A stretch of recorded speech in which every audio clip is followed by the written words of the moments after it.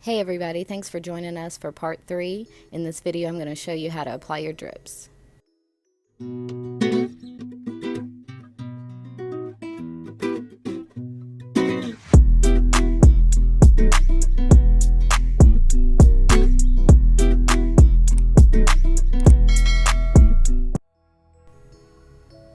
Okay guys, off camera I mixed up my epoxy, I add my coloring into it, and I let my epoxy sit for about an hour.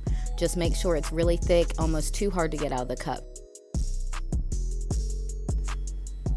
I'm just scooping up a little bit of epoxy on my toothpick and scraping it on the rim of the cup.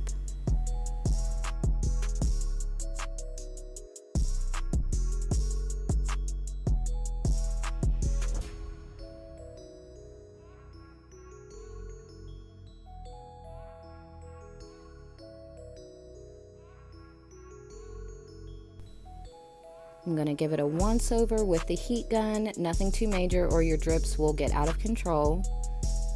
And that's all for this video. We're finished. Make sure you like, subscribe, and hit the bell notification.